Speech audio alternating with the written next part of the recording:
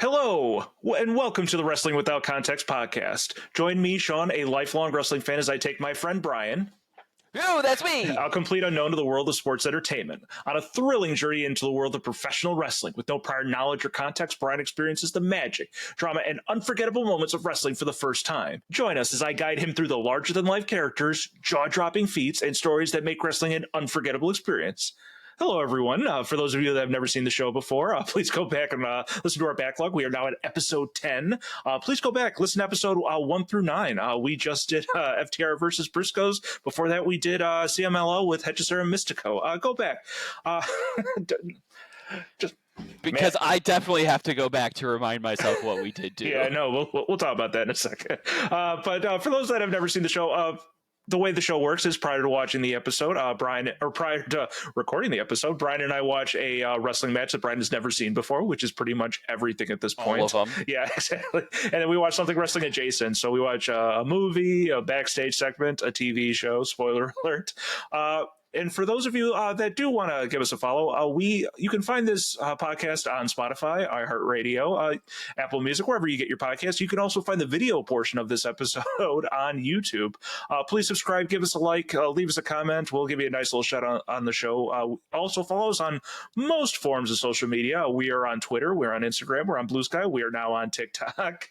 What's our handles? It is Wrestling Without Context. It has to be some variation of it because sometimes it wouldn't let me use what I wanted to use. So if you just search Wrestling Without Context, you will be able to find it. I will also put it in the description of our episode, Brian. So thank you. I will make sure to tell future Sean that.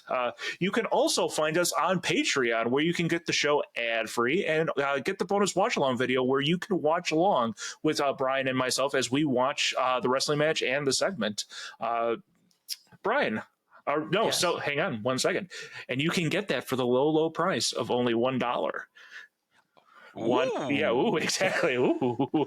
Yeah, so much better intro than we had last time, and I figured out why my brain messes me up. It's because I thanks, Brian. We're doing some call response stuff here. Here we go. I got you. My wife is so ugly. How ugly is she?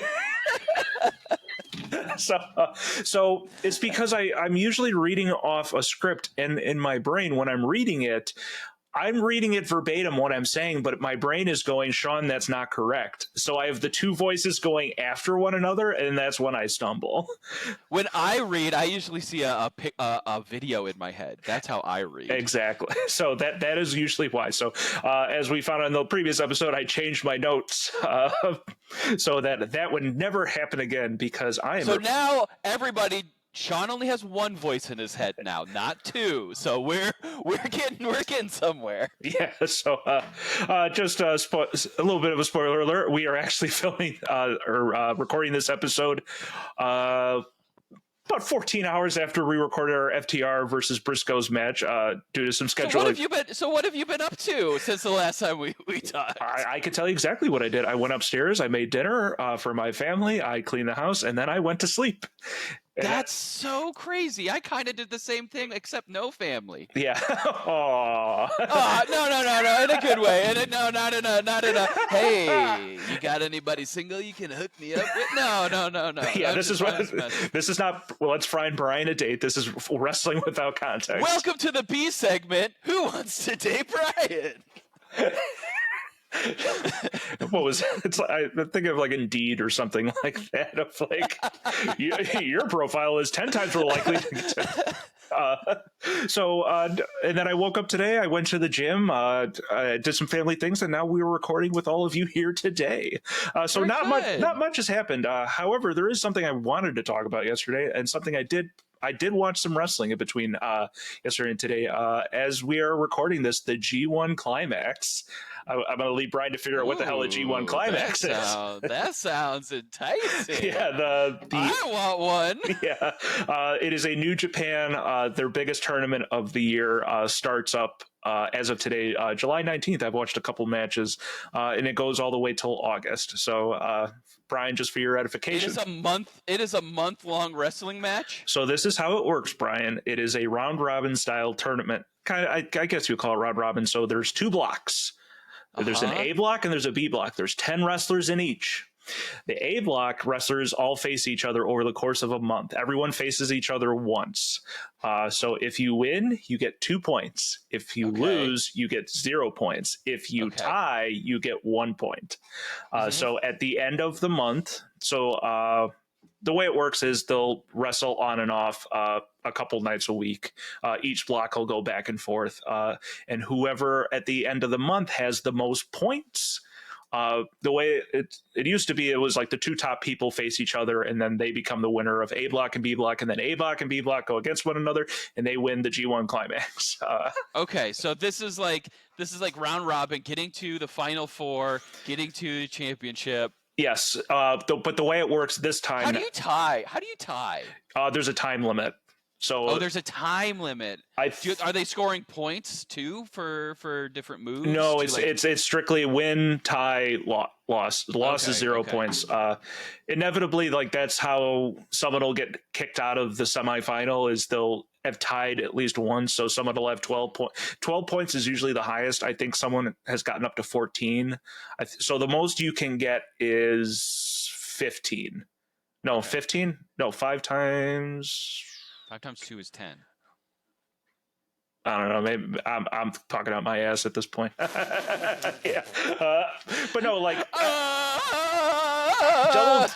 the people in double digits are usually the ones that get to the semifinal.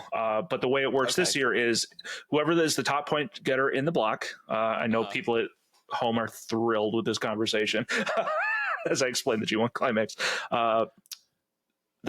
The top point getter is automatically in the semifinal. The second and third place point people then have to face one another, and then they go on to face the top point getter. So they've done some like random stuff this time just to make it quote unquote a little bit more interesting. So no, I'm very excited. So I think by the time we record our next episode, which will be in August, it'll be towards the end of it. So look, we talked about how much wrestling I watch. It is literally like a 3-hour show, almost 3 or 4 times a week. You go on a Gilligan-style cruise 3 or 4 times a week with wrestlers. Yes, exactly. So what I'm doing now, speaking of streaming services, New Japan World, which was dog crap when it first started. It was a website. It didn't work. It wasn't in English. You couldn't figure anything out. And now they now got an app, and it works like the old network where it breaks down the event by match. So I can go and I can click on one match and I can go to a next match. So one of my issues with New Japan lately has been, not lately, they've fixed it since, but when I first started watching, is their shows were like 4 hours and only like a small portion were the tournament matches, and everything else was like a 3-man tag. So now I can completely skip over the 3-man tags, which it's like a preview between people that are going to face one another, and it's a way to sort of make sure people are wrestling and stuff like that. They changed it recently where it was strictly only tournament matches, but it seems like they're going back now as they're opening stuff up. So I'm sure we'll watch a G1 Climax match, maybe in the privacy of our own homes. Oh yeah, we don't want to watch a Climax together. I got it. Oh God. But no, and like the point of the match is that usually they get a world title shot. It used to be at Wrestle Kingdom, which is technically 6 months later. Wrestle Kingdom is January 4th every year, regardless of when it is during the week. So it could be on a Monday. But last year, the person that won it got his title match within the next 2 months, and then won the belt. So go Zack Sabre Jr. So that's basically where we are at.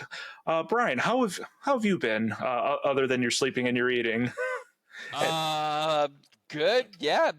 Since yesterday, I went grocery shopping. I did some laundry. Ooh. Yeah, no. Vamp, Brian. Vamp. We got to fill out this episode. I am excited for dinner tonight. We were talking about food. We have a new food truck coming to the apartment complex. And it's going to be I don't know how to say it, birra and barbacoa. Oh, so like taco. It's going to be really good. Tacos. Yeah. Tacos. They make a grilled sandwich with the meat. Like they do some fun stuff with it. It looks like. Yeah. Yeah, just smacking that meat together. That's it. Welcome to wrestling. Smacking that meat together. Another wrestling adjacent thing we were talking about. I don't know if we talked about it on the episode. You were talking about things happening on Reddit, and I think you talked about the person with the fork. He was talking about seeing something from like John Moxley and Adam Page, seeing someone get stabbed with a fork or something like that. Did you see that? No, I didn't see that. You said that was happening in the match you were watching. Okay, so I saw. You said, and I said I'm not ready for that kind of match yet. Okay, that's exactly. I said no, that's not my kind of wrestling yet. So we talked. Like, it's funny. It's only been 14 hours, and I'm already Mandela, not Mandela affecting. Basically, like I get Brian so much crap. He has false memories, everyone. Yeah, it's Total Recall. I'm actually the villain, but now I'm the hero. Spoiler alert.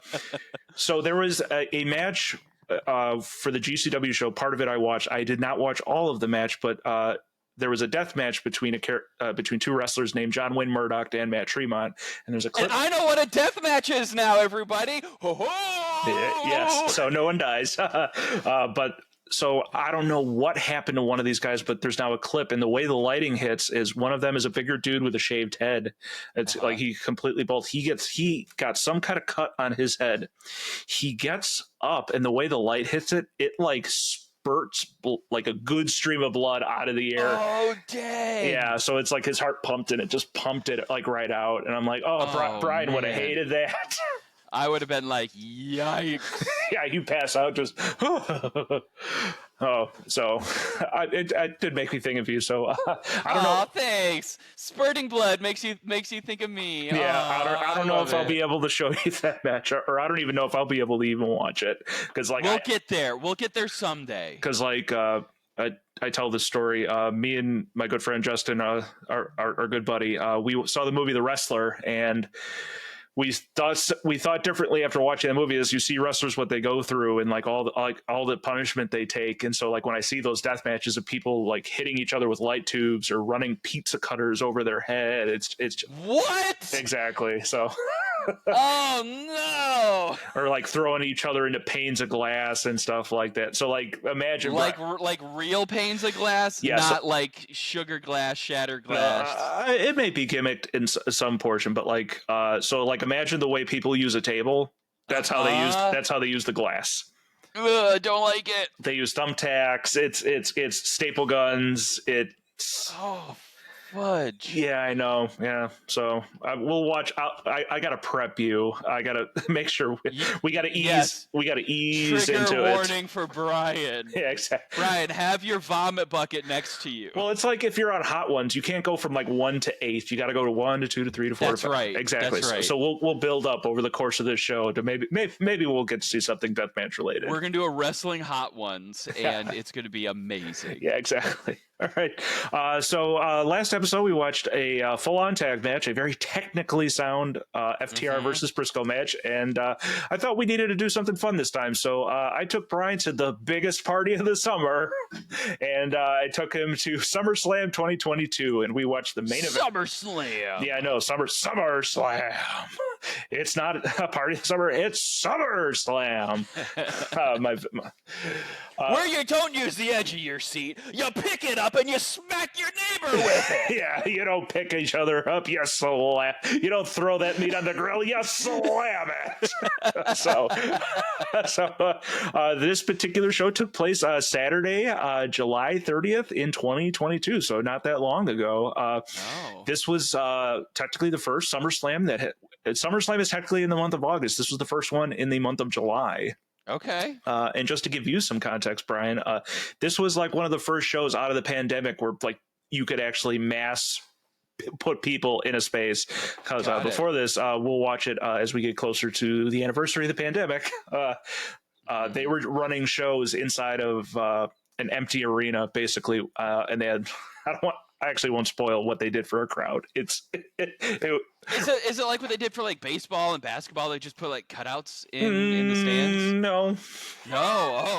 Okay. We won't talk about it, but this is also a very particular show because this was the first WWE pay-per-view without Vince McMahon. Vince McMahon left the company amidst a lawsuit at this point that he's still now dealing with. Is he not? Is he out of the company right now? Yes. Like still today? Correct. So what happens is a sexual assault lawsuit comes up. Mm-hmm. It comes out that he possibly used company funds to pay off the NDA, which apparently is a no. I mean, it's his money. Oh, illegal. Yeah, I know. The lawsuit, we won't talk about much. It's very kind of disturbing what happened. But he's not going to leave, and then he leaves like maybe 7 days prior to this. Mm-hmm. And so like it's like this. We won't talk about Vince McMahon too much, but like Vince had been running the company since the 80s and like had a very particular style. So people were like, oh my God, is it going to change now? Because now Triple H is now in charge of creative at this point. Oh, okay. Vince eventually does make a comeback. He doesn't come on TV, but he comes back and I think he fires some board of the directors and they end up selling the company. So the company's been owned by Vince McMahon at this point, and Vince sells it to TKO, which is who owns UFC. So okay. People are like, "Oh, Vince is going to sell it to. Vince is going to give it to his children. He has a daughter and a son." But it's like, nope. I'm going to get billions upon billions of dollars for this company that I probably bought for pennies on the dollar at this point. So yes, this is the first show out of the pandemic, so you can kind of tell that the crowd was a little amped, and they kind of lean into it with those. Yeah, we'll talk about the entrances first. This. I feel like a quarter of the match that we watched was watching Roman and Brock come out. I mean, it was like 10 minutes. Yeah, I know. So Roman and Brock are what they call part-timers at this point. So Brock only shows up for big events like this. They're not on TV. Him and Roman are not on TV every week. So like this is, and part of it is because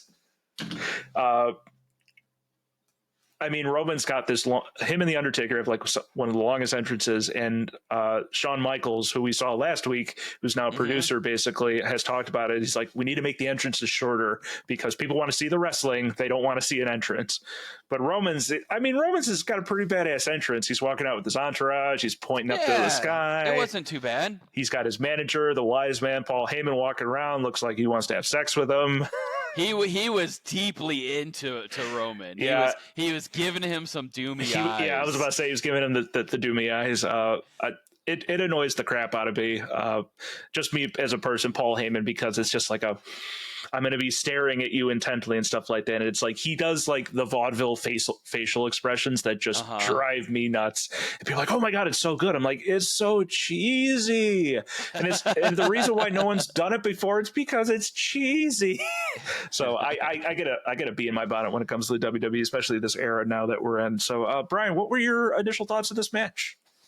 It was kind of an intense match to like just start off with. Like it starts off with Brock jumping off of a tractor. Yeah, let's talk about that. It doesn't stop. It just like doesn't stop. And then there's just so much chaos that happens throughout this whole match. I didn't know what was happening towards the end. I had no idea what was going on anymore. Yeah, we'll talk about the end. We'll start with the tractor. So the tractor. I knew it. I knew it was going to be used the way it was used. Like I could just tell. I was like, all right, it's happening. Yeah. So vehicles in wrestling, like it's like we have Chekhov's table. Now we have Chekhov's. And we have Chekhov's tractor. Yeah. That's right. So like if they're going to use it, like vehicles in the like. There's a bit with Stone Cold and Vince McMahon when they're going at it where Vince brings in this brand new Corvette, and this is in the late 90s and stuff like that. And like, oh, that's going to get someone's going to get thrown through that Corvette. If you are shown bringing a new car into the set, you know it's going to be destroyed. So we have Roman come out, his brother Jimmy and Jey Uso.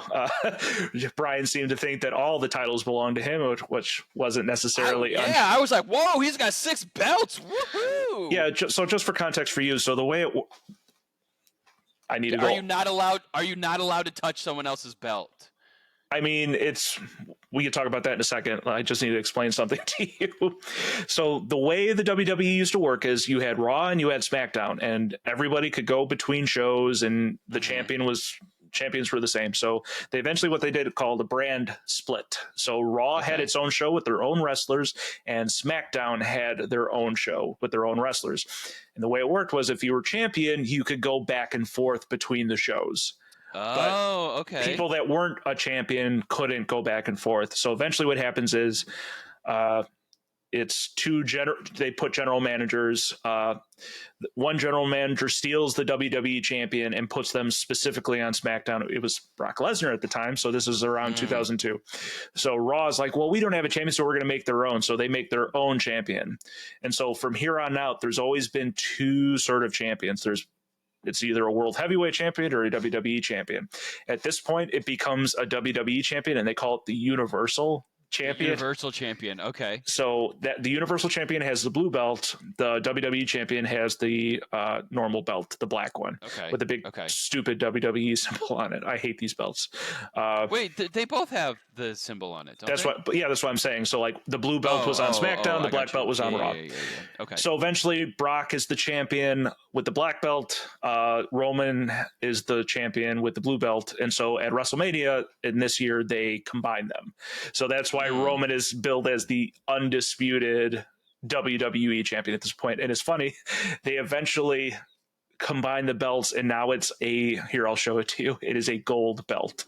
So now there's only one belt. There's no longer two. Yeah, correct. But when Roman gets the new belt, he still carries the black and the blue one out with him. Okay. Championship. All right, I just want to show it to you. Because it's like, oh my God, just change the damn belt. All right, let me share my screen with you, Brian. So, yeah, for those of you at home, so this is what the belt looks like now. Oh, that is gaudy. I love it. Yeah, for those of you at home, it's the same belt, just it's all gold now. So that's the belt that Roman carried, Cody has it, and now John Cena has it. I don't know. I saw some guy at Walmart wearing it once. Yeah. Well, you should have. There's a good bit of. Hang on, let me stop sharing my screen. There we go. There's a good bit where it's like, if I see someone was like, if I see you carrying a replica championship, I should be able to face you for it right there, then and there. Well, I mean, he was like 12, so like I wasn't going to. I wasn't going to get him, but I could have. Rules are rules, Brian. So I mean, you could have body slammed him and pinned him. You could have SummerSlammed him. I could have SummerSlammed. He has the belt. I'm allowed to body slam this 12-year-old. So one of the best bits WWE ever did, they had a championship called the Hardcore Championship. So like every match was like almost like also, this. My neighbors probably think I'm crazy if I'm yelling about body slamming a 12-year-old. Yeah, exactly. Keep it down, Brian. I'm gonna see you get swatted. I don't want to do that. Let me see your hands up. Exactly. It's a podcast. This one could become a solo show now. So I do it from jail. We'd get time. Oh, we'll get some Zoom time. They had a Hardcore Championship, but they turned it into they called it the 24/7 Hardcore Championship. So wherever the person with the Hardcore Championship was, he got like, you could face him. So it became this bit of like him being in certain places, and like there's a fantastic one where they're like at a Chuck E. Cheese, and the camera crew just happens to be there. Exactly. So I'm sure we'll watch that segment, I'm sure, at some point. But it's just fantastic. So like every match like turns into like this chaotic mess of people, like, because oh my God, this person pinned him 1, 2, 3. He's the new Hardcore champ. Usually what happens is there's a wrestler. His name is Crash Holly. He has the belt. He's facing someone. Someone will beat him, and then someone will beat the next person within the same match, and then Crash will come out of nowhere, roll someone up for the pin, run out with the belt. And like, amazing. Exactly. So it's pretty fantastic. So Roman is our undisputed champion, and now we have Brock, who I'm sure is facing him for the umpteenth time, because at this point it was just Brock versus Roman. So he's been they've been fighting a long time then. Yeah, exactly. They've been going back and forth this whole time. Roman is in the middle of his, so we can talk about this. Roman has held at least the Universal Championship. So when he started becoming champion, this is 2 years now. He won it. He originally won the belt in SummerSlam of 2020. Okay. So this is now SummerSlam in 2022. He goes on to hold that championship for 1,316 days. Whoa. He doesn't lose it until 2024. Not to spoil it, but that is the fourth longest Okay. Fourth. No, he's the third longest, the way I'm reading this. So, like, just think about this. The longest reigning champion was Bruno Sammartino in the 60s into the 70s. He held it for 2,803 days. Whoa. Bob Backlund, who wins it in the late 70s, early 80s, he holds it for 2,135 days. Hulk Hogan, in his ultimate reign, holds it for 1,474 days. So Roman is the fourth longest reigning champion when he eventually wins. So he holds this belt this whole time, and people are like, oh, is this going to be the time?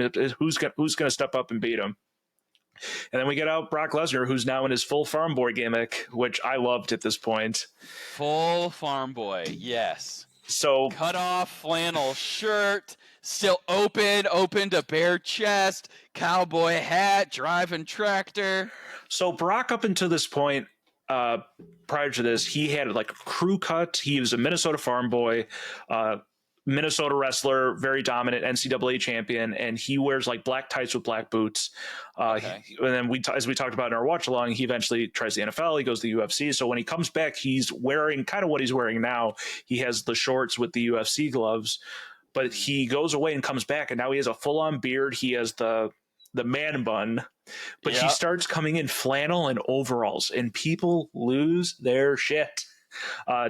Looking at this, I'm like, oh, that's such an awesome look. And he just eventually develops this sort of like not redneck, but like this sort of farm boy ass kickery gimmick. And I think at one point he like uses a forklift to mess up Roman's car and stuff like that. And so, which brings us to the tractor. So here we go. Yeah. So he comes out, and we can kind of talk about that. We're now in the era of Vince McMahon loved his big stages for these big events. The entrance is an LED board, and then to get as many people in there as possible, they just have that little winding ramp going all the way down. So Brock then is about to come out, and then he goes like, hold on, wait a second. And then he just has this full-on tractor. Let me get this tractor that's just sitting here for no apparent reason. Yeah, I know. Let me jump on it and bring it over. Yeah, I don't know how it, like, they hide it pretty well because it's off to the side, but it's like, hey, Roman, you didn't see that when you came out? Like, there's a tractor here. Hope no and way. they didn't show it on camera. Like, the cameras didn't pick it up. Yes. So it was very narrow for Brock to drive that all the way down. He was very good at driving it, so he's obviously using it, probably on his big ranch property that he has up there in Minnesota. Speaking of which, Brock is a very... doesn't like people, has a gated off like a full-on farm property where he doesn't even have a picture. Apparently he has like a cell phone, like a flip phone that he turns on and off in order to get a hold of him, and gets flown in privately from his area. So and so the match starts off. Brock gets up on top of it and gives his own little speech. Exactly. It's like, he like shut up. He tells the announcer, shut up. Yeah, so what the bit used to be is that Brock never really talked. Paul Heyman was actually Brock Lesnar's manager, and then he turned. And eventually, so Brock was gone, and then Paul shows up as Roman's manager. Excuse me. So what happens is Paul Heyman would introduce Brock, and he's the defending undisputed champion, Brock Lesnar. So now Brock does it for himself. And so I'm sure it's like hey, I can speak for myself. And then I think Roman...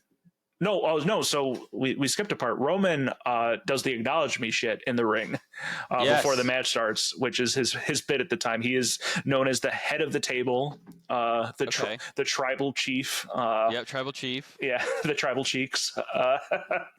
Clapping them tribal cheeks. He's got the uafala, the nice little necklace he has on and stuff like that. Roman was not universally liked up until this gimmick, and eventually becomes a was he not? No, he was kind of a milquetoast baby face with like a vest. I'm sure we'll see him at some point, but like he gets this gimmick of this head of the table, and people just lose their mind. It's like a very Godfather-esque. And then his faction becomes known as the Bloodline because everyone's sort of connected to him in some way, and like he gets his cousins end up coming on board. The faction gets much bigger as we're moving forward. This storyline of him in the Bloodline lasts until 2024. So we're like 2 years into it. Okay. And we get another 2 years out of it. So yeah, the match is a little, like you said, it's chaotic. It goes out into the crowd. Yeah, very early on too. Yeah, so and that's why I said at the beginning of this like we watched FTR Briscoes, which was very technical. It was like, oh yeah, we're gonna do all these wrestling moves. There were not a ton of wrestling moves in this match. No, there was a couple suplexes, and then everything else was just chaos. Yeah, let's talk about the suplexes. So they talked about taking Roman Reigns. Brock Lesnar took him to Suplex City. Suplex City. The suplexorcist. Yeah, the suplexorcist, as he was also known. The way Brock got that moniker of taking people to Suplex City is when he first came back, he faced John Cena for the World Heavyweight title. Mm-hmm. It's like a 10-minute match, and for like 7 minutes all he does is German suplex. Oh man, it's like people were like, oh my god, this is horrible. Like he just keeps dropping. Like it was a bad thing. He like, not like a bad thing, but people were like, oh my god, he's like, he kicked the crap out of John Cena in that match. And so it became like, oh, he took John Cena to Suplex City, so it becomes part of his bit and stuff like that. It's not a Tazplex. Not a Tazplex. Yeah, he's not taking him to the Tazplex to see a movie. He's taking him to Suplex City. And like that's pretty much all Brock does, is he throws people around. Okay. And then we also see Roman, who's either punching or spearing or dropping people in a Samoan drop. So, I mean, Who did the F10? Was that yes, Brock? He did an F10 tornado. Yeah. So Brock, that's his move. It's called an F5. It's a really cool looking move. F5. So he puts you on the shoulders, and then he whips you around and drops you onto your face. Okay. He's done it to much larger athletes. I say athletes. He's done it to much larger wrestlers. They're athletic. They're athletic. No, they're WWE superstars, Brian. They're superstars. So that was another thing. The Vince McMahonism. He hated the term wrestling. He hated the term wrestler. It was called sports entertainment, and they were called wrestlers because he felt wrestling was too confined. And it's like, it's entertainment. It's sports entertainment. And so you hear people like saying like, no, I'm a wrestler. I'm not a sports entertainer. And so it's kind of died down at this point. Especially now in 2025, as Vince has been gone. And they talk about Vince never liked people talking about wrestling moves. He was like, just call what's happening. He wanted you to tell the story. Don't call what's happening in the ring. People can see what's happening in the ring. We're watching it. So, I mean, like, what did you think? Like, it's been different from things that we've watched that have been more technically sound, but like, did it have an impact on you of not seeing, like, it was just more story than it was sort of action? I say action, more wrestling moves. Yeah, it was definitely more action than wrestling in my opinion. Like, and I did know the story behind it, but it did feel like it was personal between the two. Yeah, it definitely, it felt like a prize fight. Basically, it's like you have these two entities going at one another, and now there are no rules. So now and honestly, I thought Brock was going to win. He seemed stronger than Roman Reigns. And then Roman Reigns had backup to come and kick his butt. Yes, that's the way these matches sort of go. Especially they call them Bloodline rules. Eventually, is what it's called, and it's like everyone gets involved, and that's usually how Roman ends up winning a lot of his matches. It's like he's pretty good, but then is that contentious? Is that contentious where everyone's like, he can't win it on his own? That's sort of the thing. Like, oh, he never wins it, but that's usually the way a heel is supposed to win his matches. Anyways, it's supposed to be like, so he's the heel. So Roman Reigns is the heel. Technically, Brock is technically the baby face in this match. Technically, but like people love Roman at this point, so it's kind of a moot point. People were booing Roman. You could see people were booing him. They were giving him thumbs down and stuff, and like it is one of their better storylines, but people are like, how much long? Because like usually championship reigns don't last more than like a couple months, maybe a year, or maybe 6 months to a year. Especially now, like Cody held the belt over a year after he wins against Roman. But like at some point, some people are like, oh, like wrestling fans are always like, let's get on to the new thing. Oh, who's gonna beat him? Stuff like that. Like I want the new thing. I don't like, but they kind of took, this is kind of old school of like, because back in the day, champions, especially when in the territory days, it's like the champion was their person that they could rely on. So they're not going to give the championship to someone that they can't rely on. So that person would hold the championship. And it was always usually a heel because they talk about the chase, basically. Like, it's better for the babyface to chase than because once the babyface wins that belt, what are they supposed to do? And that's usually where they say the money's made in the chase. Okay. So, okay. But yeah, we got a lot of use out of that attractor, Brian. We got a lot of use out of it. Not only just jumping off it to begin with, then throwing Roman Reigns into the basket and like dumping him out on the stage. And then I knew he was gonna pick up the ring with it. He's gonna pick up that ring. Yeah, we get a lot. We don't get any chairs in this match, surprisingly. We get 2 tables. Yeah, we get some table spots, and then Brock. I would have loved to see stairs. We get some metal stairs that are part of it. Yeah, they pick them up like they're made of paper. They just pick them up and throw them at one another. Paul Heyman tries to get involved. He gets F5'd on a table. But no, like the big spot in the match and the one that people lost their mind with was Brock takes the tractor with its little shovel at the front of it. He has to position it very correctly, and he eventually does get it. And he lifts it up, and it basically lifts the ring with Roman in it. So it lifts up a corner, and Roman completely falls out of it. So he rolls out of the ring. Yeah, I thought we were going to get he pins him down with the bulldozer, so he can't get up. Oh, okay. Which the announcers kept asking, it's like, what happens if he uses his tractor to hold him down? It's like, is that legal? So it became this big thing. But as we discussed in our watch along, something they didn't probably think of is so the entire rest of the match happens on the low end of the ring.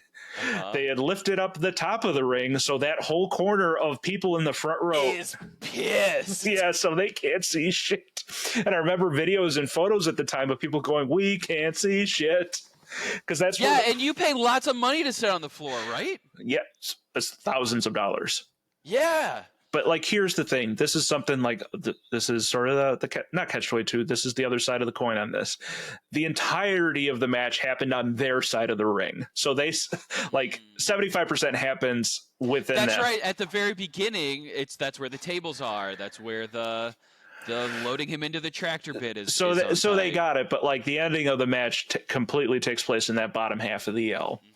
And then we get this random dude who runs in with a briefcase. Yes. So Austin Theory, towards the end of the match, makes a run in, and he is your Money in the Bank winner. So don't know that exactly. So back in 2005, they have Chris Jericho has the idea for a match. It's called the Money in the Bank ladder match. So the way the ladder match works is it's like the tag team titles where they have a briefcase on top. So it's like 8 people in a match. Whoever gets a run up, grabs a briefcase, runs down. They get a guaranteed WWE title shot of their choice at any time. So they just can run in any match. Exactly. And that's usually how it happens. So the original cash in, they call it cashing in your Money in the Bank. And it's a yearly thing. Like they usually have it at WrestleMania now. So what happens is it's John Cena's in a match. He goes through hell in this match, and the person that won it was Edge. You also get the title match. You get a year with it, basically. So you could do it over the course of a year. So Edge just carried around this briefcase for 10 months at this point. So he wins it in like March, April. He doesn't cash it in until January the following year. And it's like John Cena's all fucked up and already had a match. And he's like, I want my match now. And it was like the first cash in, and he wins the belt. And it was the first time he becomes WWE champion. The more famous one is Brock and Roman are having a match, a WrestleMania full-on title match. Seth Rollins comes in and turns it into a triple threat and ends up pinning Roman for the belt. Okay. So that's what Austin Theory is your Money in the Bank. Trying to do. Exactly. So sometimes that'll happen where they're like, I want to cash in. Something will happen and they don't get to cash it in. So that's what happened now. So it turns into like just another thing to throw a wrench into the works of why Brock Lesnar didn't win. Because now Brock has to deal with another person.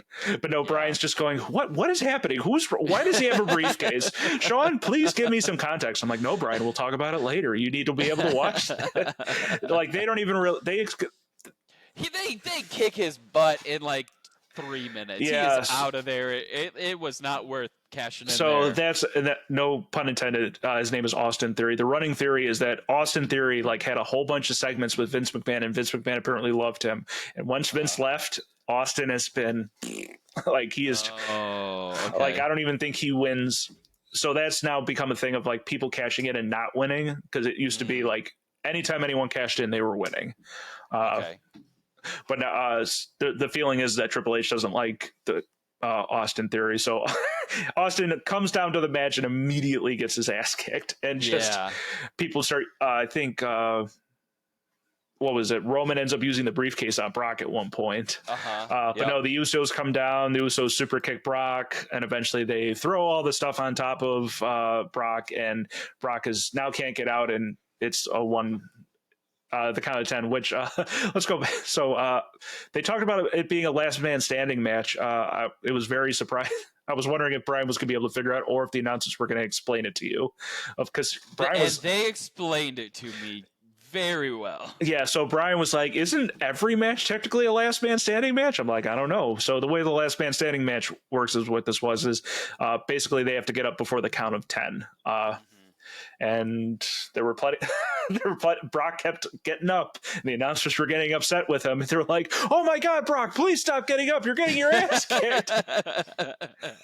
It's like, "Oh my God, stop getting up!" So that's the way the match ends, and that's usually how a bloodline match ends. Is like there's some kind of tomfoolery going on of like a new member debuts, a new family member, someone pops up and helps Roman win. Nice. Probably the bigger one is when his other cousin, Solo Sikoa, Drew McIntyre, who's facing Roman Reigns for the belt, I think the year after or 2 years, year after, maybe it was 2023, in Scotland, where Drew McIntyre is from.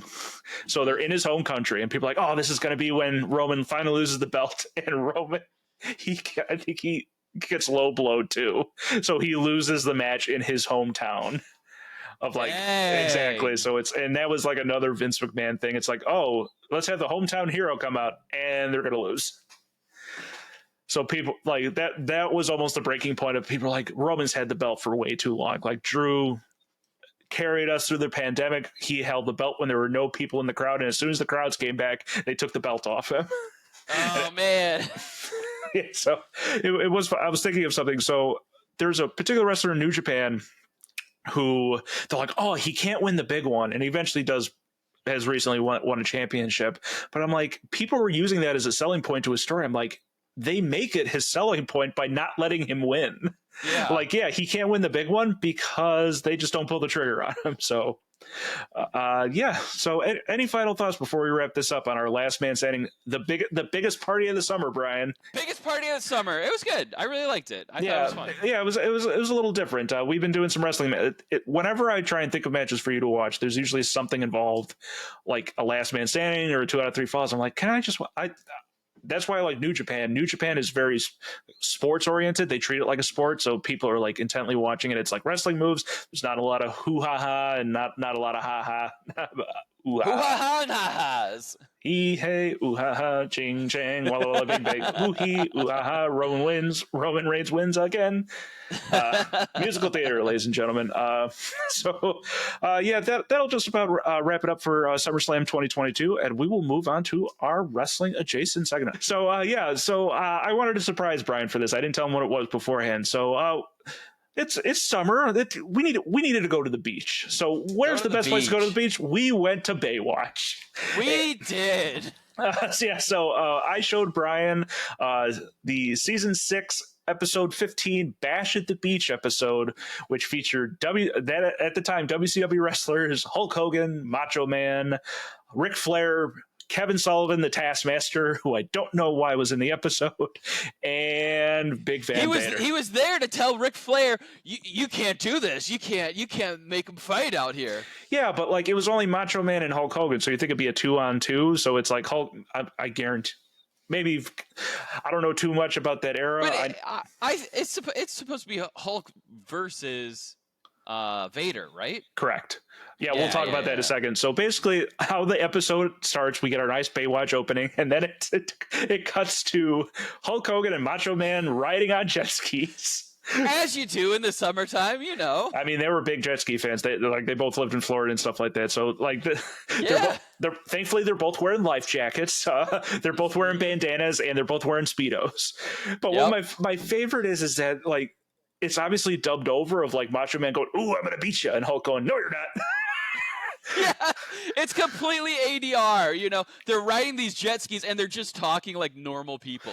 Ooh, I'm gonna go get you. Yeah, exactly. What? I can't hear you over the sound of the ocean. Yeah, and then I don't know what they don't even really like. They're just racing to compete with one another. But then Hulk. Sure. We hear Hulk go, "Ooh," and there's like another bikini-clad woman on a jet ski. Hulk very definitely maneuvers his jet ski around this woman. Goes like, "Oh," and Macho Man's just still going in true Macho Man fashion. Hulk's like, "Oh, gotta catch the Macho Man." And then, so then it cuts to Pamela Anderson and Yasmin Bleeth both watching, and I'm like, "Do they think that's Hulk Hogan?" And Hulk hits a wave and ends up like. He flies off it, and then for some reason the jet ski is behind him and smashes on top of it. Yes, well, he gets launched forward off of it. Oh, he gets launched forward off of it. So yeah, so Hulk lands in the water, and then what happens? The jet ski literally lands on his head, and he just gets knocked out. And it cuts to him just hanging in the water, and it's like, oh God, is Hulk dead? Face down in the water. Yeah, so he's unconscious, face down. And he would be drowned. Exactly. So, and then Macho just kept going. Just kept going. He's going to win. He's going to win the match. Oh yeah, gonna win. Macho Man's going to win. So it then Yasmin Bleeth and Pamela Anderson like run out and grab the Hulk. These two women just dragging this 300-pound behemoth, and then we get more help, and it's all female lifeguards, like 8 of them, just dragging. Is this heaven? Yeah, exactly. And then Hulk, they do the worst CPR possible on top of it. It was bad CPR. Yeah, so like as someone that's done CPR, like you break shit when you're doing it because it's like, all right, we gotta get that heart moving. Thank me later. So Hulk then magically is resuscitated without spitting out any water from as he was face down. Yep. And he goes, "Is this heaven?" And of course, they're like, "Oh my God, this is Iowa." Yeah, exactly. It's a baseball movie. Do you want to have a wrestling hold, Dad? So, and then they're like, "Oh my God, it's Hulk Hogan!" And of course, wrestling is treated as the redheaded stepchild. It's like, "You're a wrestling fan? Closeted." So then Macho Man comes up, and Macho just like just drives the jet ski out to the beach and runs to like, "What the hell were you doing, Hulk?" And Hulk gets pissed at him for leaving him there. Yeah. And like they're both oogling the women. It's like, "Oh, we got to talk about this." And they're like, "Oh, they're gonna wrestle," and then they just walk away. Yep.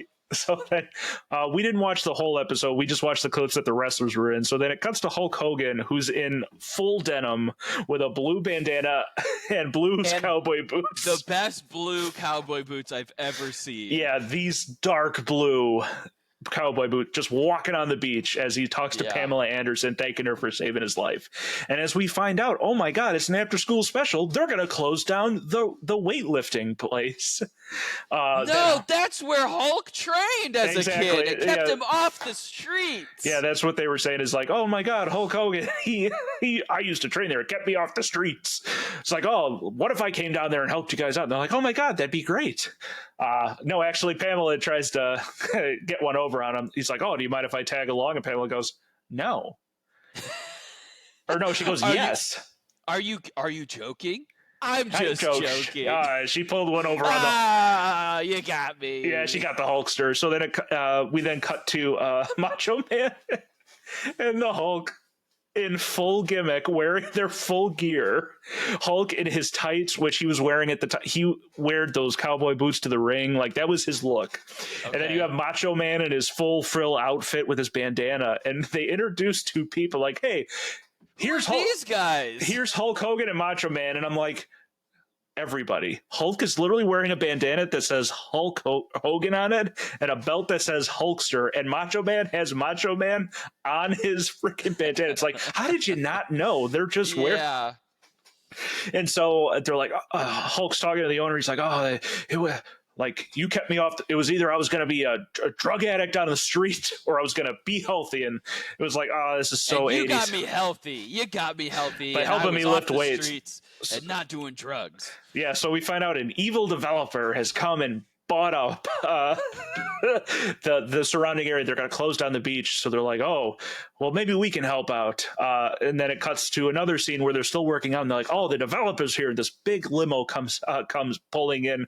Where it was coming from, because it seems like it's coming from the water, the direction of the water. So it's like, was it a submarine or something?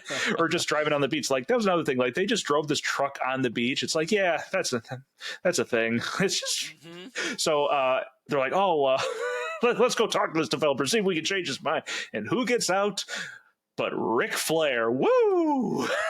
Kevin Sullivan, the Taskmaster, and Big Van Vader. And who's the developer? It's Ric Flair, who's recently back in WCW, and they have a whole back and forth, and Rick's just being Rick, giving his woos and whining, dining, jet styling, and we have Kevin Sullivan, who Kevin Bryan had never seen before, with his painted on eyebrows to make him look like devil horns or something. On yeah, his forehead. and like. Well, that's basically his thing. It's like he runs the Dungeon of Doom. He's like he had a satanic gimmick back in the day. But if you see him as a wrestler, like, he doesn't look intimidating, but because he is very short. But like, he's the way he wears his tights. He has the most powerful legs you have ever seen.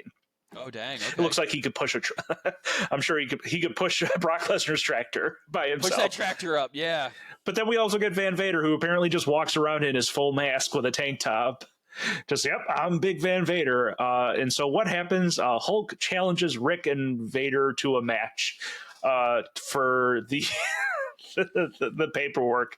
For the safety of these kids' lives and keeping them off the streets. Because Ric Flair could give a hoot and a holler about any of these kids' lives. He just freewheeling. He's going to turn it into condos. So they agree to the match. And my favorite bit is the end of... Hulk yells at Rick to bring the escrow papers. It's like, you bring the escrow papers. I was trying. It's like, like, you bring a notary too. Like, we want to get this signed, sealed, and delivered. We don't want any tomfoolery. And so we'll watch the back half of the episode. But just to give Brian a little like background to this, so when Hulk leaves WWF, he wants to become an actor. So he does. Santa with Muscles, which is Santa with Muscles? Yeah. I've never even heard of that. Oh, God. Suburban Commando. What else does... I think those were the two big ones. Oh, Mr. Nanny is the one he also did. They are universally panned. He had also done No Holds Barred, which is a wrestling-style movie. He comes back to WWE or WWF after not doing too well in Hollywood, eventually retires and then goes over to WCW, and WCW is run by Turner Broadcasting, Ted Turner, who then has TNT and TBS, who are now running Baywatch. So there's always like these random crossovers that happen where like Hulk had a show called Thunder in Paradise, which is basically Knight Rider with a boat. It's oh my God, it's awesome. The boat doesn't talk, but it's like he's like a former special forces guy that lives off the coast of Florida, hint hint, where Hulk lives, so he doesn't have to travel anywhere, and he rides around in this boat and stuff like that. What's even crazier is I didn't know this at the time because I used to watch it as a kid. His partner in that show is Jack Lemmon's son, who like was like, is that Jack Lemmon? No, it can't be Jack Lemmon, but he looks like Jack Lemmon. I can't remember. Lemmon? Odd Couple. Yeah. Okay. Jack Lemmon's son. I think his name is Chet. Chris Lemon. Chris Lemon. Okay. Yeah. So that's his son. He also has a great name. His name is Spencer. Hurricane Spencer. Spencer. Yeah, exactly. Thunder in Paradise is just such a great name for a show. But Brian got a little upset as we were watching. He's like, we're not going to watch the end of it. I'm like, so basically what happens is this takes place in 1996. The episode is called Bash at the Beach. WCW has a pay-per-view called Bash at the Beach. Well, they do. Yeah, so they showed in the 1995 Bash at the Beach, we had Ric Flair versus Macho Man. So this was like the title match of that show? They just reused the footage of so they just showed the Bash at the Beach footage of like Rick versus Macho Man and Vader versus, because the actual match takes place on a beach. Okay. It's actually very cool what they did. It's a little, wonky because like you don't have the full crowd and stuff like that, but like it's just a very interesting concept to have Bash at the Beach at a beach. So Cool. I did watch. We'll watch it at some point, but there's a training montage that's like very rough. Awesome. There's a wonderful song, and then we just get the matches. And I mean, I don't know who's going to win, Brian. Who's? I don't know either. I mean, if the '80s taught us anything, it's not to trust billionaires and corporations. I mean, I just think back of Cartman in South Park where he's doing the stand and deliver. How do I reach these kids? How do I? And Hulk Hogan's like, how do I help these kids? And Ric Flair's, no, F them kids. So I was just so happy when I thought of it. They're shutting down the mountain. The only way to save it is a ski race down it. Yeah, exactly. What other things could happen? They're cutting down the forest. We need to build a tree house or something like that. Summer camp is being closed. We have to show them that we can win the tournament of baseballs or whatever. Yeah, I mentioned it while we were watching when they were doing the weightlifting segment. It felt very Power Rangers, like when they're in the youth center, and there's always something going on. It's like, what? There's a charity event going on, and oh no, we can't do the charity event because we have to go fight Rita Repulsa. and then we come back, it's like, we saved the youth center, yay! Like that's how this felt. It was just very after school teeny, and I'm like, this show is for adults. Like, no, it wasn't. I mean, it was. I mean, did you see the outfits they were forcing them to wear? I saw it was for adolescent boys. Exactly, and that's the other thing. Like David Hasselhoff, I don't know if he ever has a scene with them. Like it's always Pamela Anderson, Yasmin Bleeth, and like the random guy that plays Cody. Like Pamela is in every scene. So yep. They knew it was going to get wrestling fans going. Yes, that was Baywatch season 6, episode 15, the episode of Bash to the Beach, and I said we were going to get back to Who's That Wrestler. It wasn't. I had another idea. So previously we had played How Old is Hulk Hogan in this photo? Oh no! Yeah, so we're not going to do Hulk Hogan again. However, in the last episode, we did get to talk about Arn Anderson, who is a very particular wrestler. So we are going to play How do you think Arn Anderson is in this photo? So give me a moment. Oh, I'm going to feel so bad. I'm going to feel so bad for getting his age wrong. Okay, so Brian, can you see the photo? I can see the photo. Okay, so I look like that guy. I could be that guy in a movie. Yeah, so for those of you at home, this is Arn Anderson. He is one of the 4 horsemen. He has an older brother named Ole. He is wearing some aviator sunglasses. He has some thinning hair on top and a nice beard. Brian, how old is Arn Anderson in this photo? Dude's 30. I'm very surprised, Brian, because he is 29 in this photo. Yeah, like I said, he looks like I would say we look similar age right now. Okay, so I took the photo up. I want to see if I can find another photo of him because like he had way too much hair in that photo. I thought I got a good photo. He had too much hair in that photo. Okay. Yeah, so I'm trying to like I'm fairly certain the photo I'm going to show you now is him in the 90s. You can't just let me win one of these, huh? You can't I just let me win it. This is great content, Brian. Microsoft. Let me try this again. Like, how old do you think he is in this photo? Okay, in that photo, I would put like 37. I was going to say, so like he's perpetually, that's the thing, like he's perpetually looked like he was in his 40s since his 20s. Okay. Like, and that's sort of the thing, like he just loses all that hair. Like here, you can kind of see the photos at the bottom of this. Of like, are you sure you didn't pull up pictures of JD Vance? Yeah, I know. He does have a JD Vance clothes. He's not wearing eyeshadow though, Brian. Yeah, he's not wearing eyeshadow. Eyeliner. Oh, there's a fantastic, not to get too political. There's someone, I don't know where he's at. JD Vance might be at Disneyland or something like that.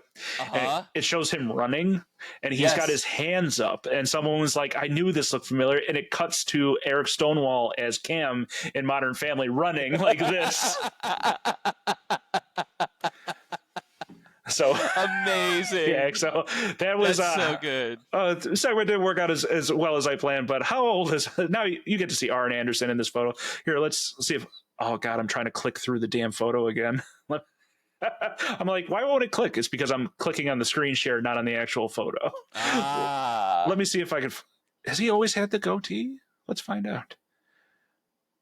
Yeah, I guess so. He's always had the beard. I could have swore he had a mustache at some point. I mean, let's look at mustaches make you look so much older now. All right, but yeah, I mean, these guys are all in their 30s, and they just, oh man, they just look like your drunk uncle smoking a cigarette.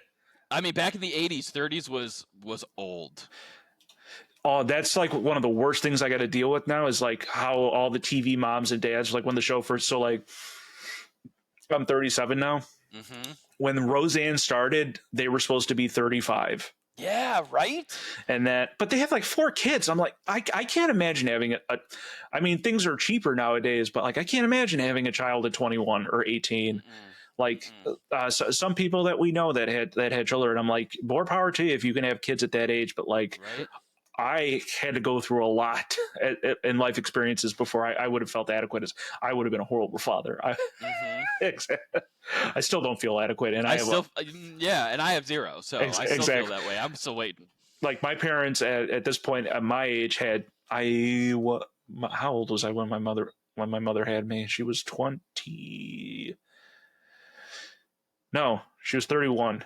32. I was at least 10. I was at least, when my folks were my age, they at least had 2 kids, and they were 10 and 12, whatever it is. I know this is not wrestling without a bank account, Brian, but like, let's talk. I mean, it's just I saw a meme. It's Al Pacino screaming at the end of Godfather 3, but it's like boomers when they can only sell their house for 1.3 when they asked for 1.5 and they bought their house for $15,000. It's like, you guys are ridiculous. Like, oh, we made it through. I'm like, yes, things didn't cost an arm and a leg.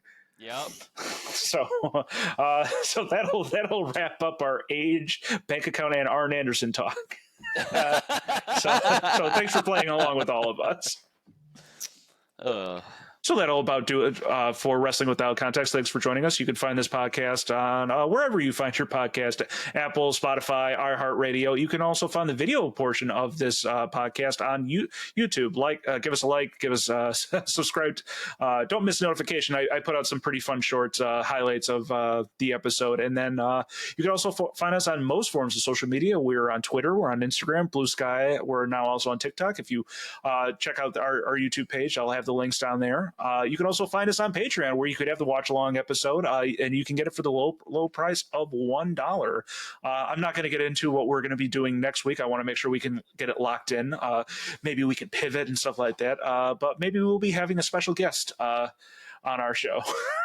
So, is it me? You're always special, Brian. We're going to have another special guest. So thank you very much for joining us. Brian, anything before we depart? Everybody go see Fantastic Four. It's coming out soon, and it's going to be wonderful. Yes. Please give us a nice report on Fantastic Four. We talked about Superman in our last episode. I'm hearing some good things now. Although I had to listen to my wife get pissed about Silver Surfer in the car today. Oh, no, why? So her dad was a movie critic. They were going to go see Fantastic Four. My wife ends up can't seeing it. She's like, why are they doing Silver Surfer again? I'm like, what are you talking about? She's like, they're doing it again? I'm like, Silver Surfer is inherently tied to Galactus. You can't do a Galactus. And I'm like, it's not even. I'm disappointed they cut out John Malkovich. He got edited out of the movie. I mean, for sure, like they only used him to like get into that retro '60s era they were saying. But I think part of it is like I don't think they're going to do a true origin story with them like they did for Superman. I think it's like they face these like they release photos of Paul Walterhausen as Mole Man. Yeah, I haven't seen the photos yet. He looks good, but I think it's going to be another like bit part and stuff like that because now I wonder if Natasha Lyonne's supposed to be in the movie too. She was supposed to be, yeah. And I think she was supposed to be John Malkovich's daughter or something like that. So maybe she got cut out then. But no, but I even told her, save it for bigger parts then. It's not let's give those actors bigger roles. I'm like, it's not even Silver Surfer. It's Silver Surfer's wife. Yeah, it's a different Silver Surfer. Come on. But again, I'm like, and they're going to do Galactus. It's not going to be Space Cloud anymore. It's going to be full on. Thank goodness it's not going to be Space Cloud Galactus. And like, she's had some like very good. There's that bit that's been on Instagram, but she's like, I herald his beginning, I herald your end, or something. I'm like, it sounds so badass, and like. Obviously, there's now a lot of theories running around about what the child of Franklin Richards is going to be, and what Doctor Doom is because I had to explain it to her because spoiler alert, I had to explain to her what happened at the end of Thunderbolts. I'm like, because we have not seen. We have the last movie we saw was Doctor Strange, so I had to explain to her. I'm like, oh dang, that's been a while then. Yeah, so we haven't seen Thor. Like, we're gonna watch them. Like, what is it? Thor, Marvel, but she hasn't even seen. She hasn't seen Captain Marvel. Okay.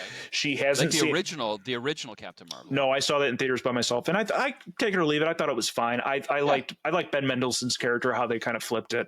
But no, we watched Winter Soldier and Falcon, but she hasn't seen Miss Marvel. She has. Okay. We both haven't watched. Season 2 of Loki. Secret Wars 2. Secret Invasion. Invasion, stuff like that. So we're a little bit behind, but we'll get caught up. But like, they're starting to treat the TV shows now like the comics, where like you'll have the big overarching branching event and you'll have the side comics that sort of tie in, but it's it only provides context. It's not going to make or break. Yeah. Absolutely. Whether you understand the full thing. So yeah, Fantastic Four. It's DC's in a, not to get too far into the chit chat, but DC's in a very interesting spot because they have Superman, they have Supergirl, and then we're getting Clayface. Well, and we have the Lanterns TV show. That's okay. I think just got done. Yeah, they just finished filming. They wrapped it, and we got Peacemaker season 2, which is going to tie into the universe too. Which apparently they either retconned or did something with the Creature Commando show. Yes. Creature Commandos takes place in the new. Yes. Like that's it's like they're doing what they did with these DC previously, the New 52 or something like that. There's going to be some multiversal shifting in Peacemaker season 2, I think, to get us all on the same page. But like that's why we liked Peacemaker, is he was so that's why I like a lot of the more grounded superheroes like Daredevil, Punisher, Peacemaker, and Deadshot, like all of Batman's characters and stuff like that. It's because someone said it's like once you start getting into space, like I lose interest. I think it's going to be okay though. I think it's going to be okay. Okay, before we wrap up, there is something. It was popped up on a Discord that I'm in, and I want to get your take on it. So, you have two options. You get red pill or blue pill this. You can either get every single power from the Justice League, or every single power from the X-Men. Which do you choose? Oh, every single X-Men power? So that's it. Like, where are we calling the line? Where are we calling the like cutting the line off? Because that was my thing. I'm like, technically, some of the mutants have physical ailments that force the way they look. None of the other than Cyborg, Justice League doesn't have like being a machine. And I'm like. The people that I was talking to, it's like, why would I want to talk to a fish? I'm like, why would I want retractable claws? I can't take off my sunglasses because I have Cyclops power, and I might have to look like Beast. Yep. I mean, I would go Justice League anyway, just because I would have all Superman's powers. So Superman, exactly. And that's always the bit with Superman. What do I need more than that? And a Green Lantern ring, please. Thank you. Exactly. I like Batman. I mean. Would I just get his money, or would I get his super intelligence? What would I get? I don't know if you were part of the. There was one where we did an introduction. It was a show we were working with Justin. It might have been the Fight Night one where it's like, what superpower would you want to have? And I said, because in the Arkham Asylum games, it says what's Batman's power, and it says world's greatest detective. Yeah. And so I was like, I would want that. I would want to be world's greatest detective. Because that just insinuates. Yeah. So, I mean, you could. I would say you would have to have Beast's physical manifestation, but then if you get to be Batman, you get all his money too. So, but people are like, oh, that's what I want. Or you could be. I was gonna say you're Iron Man, but Iron Man's not an X-Men. So, so I could be rich, powerful. I could fly. I could turn the Earth back in time and save Lois Lane. Yep. I just turn the axis around, start orbiting the other way, and then reverse time. Yeah. So look at us, Brian. So because we recorded these back to back, we didn't think we were going to have anything to talk about. And we had so much to talk about. Yeah. So this episode ended up being just as long as that one, where we talked about video games for the first 20 minutes of the episode. There we go. So we're going to have a lot to talk about because it's probably going to be at least another 3 or 4 weeks before we record again. So that's right. Thank you so much for everybody that's been on this journey as we made it to 10 episodes. It's a labor of love, and I enjoy the time I get to spend with Brian. So thank you very much. And please keep joining us. Again, join us on social media, join us on the Patreon, and we will talk to you soon. Bye. Bye.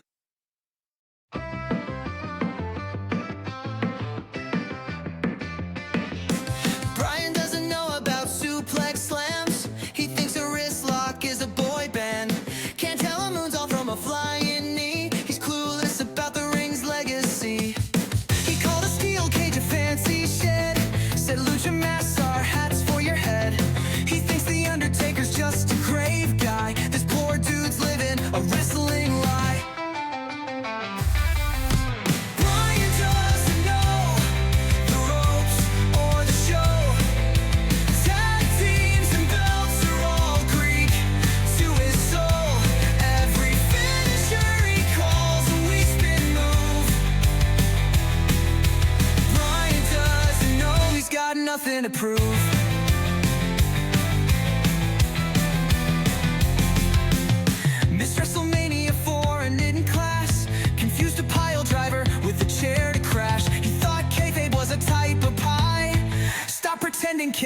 we all sigh. The crowd chants loud, but he's writing checks. He thought ahead, but was just bad next. We tried to teach him the world of the ring, but Brian shrugs off everything. Brian doesn't know the ropes or the show. Tag teams and belts are all Greek to his soul. Every finisher he calls a we spin move. Brian doesn't know he's got nothing to prove.